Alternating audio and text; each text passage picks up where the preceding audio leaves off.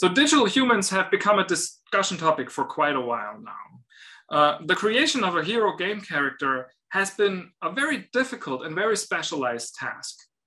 And it might take months, if not half a year, to create that kind of quality, or it took. And it would have taken a very specialized studio with specialist equipment to get to that point. So what we did with Metahuman Creator is the idea that a cloud streamed app is gonna take the position of what you've seen in the field by those specialized principles of how to do it. So the digital human creation is gonna be reduced from weeks and months down to less than an hour. And the quality that we're aiming for should be good enough for a Hollywood production or a AAA game, or going into like the idea that you could have a virtual concierge in an industrial application, or even going into simulation.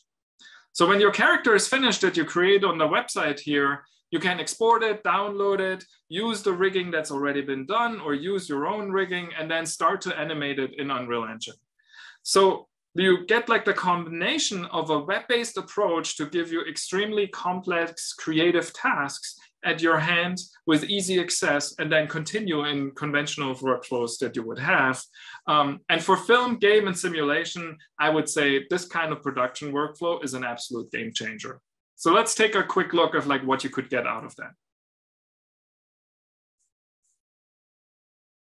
I am a metahuman, the next generation of digital human powered by Unreal Engine. Metahumans are high-fidelity digital characters created by you, the user, on our new content creation platform, Metahuman Creator. I am fully rigged, ready for animation and motion capture, allowing you to work in context.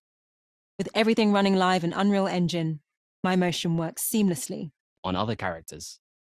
I have 8 levels of detail and have been tested on a wide range of hardware platforms, from feature film to mobile. If you're interested in learning about my animation rig or high-fidelity deformations, built on Control Rig, the new strand-based hair system via the Groom component, or how everything is tied together and animated in Sequencer, then have a look under the hood in this project. This is just a glimpse of things to come.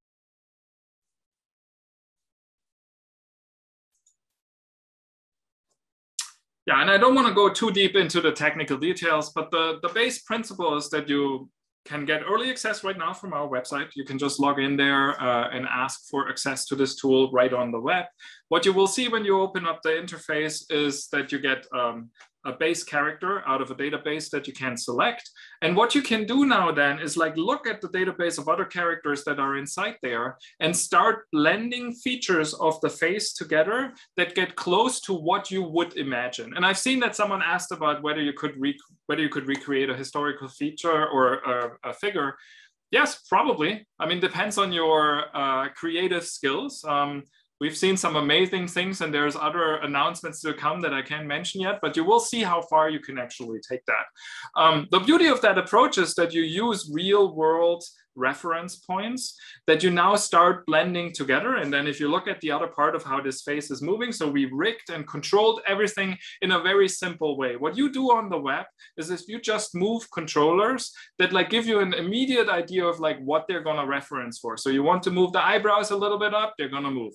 They're not going to go beyond what you would want to see. So there is like some smart technology behind there, like keeping you in a realistic field.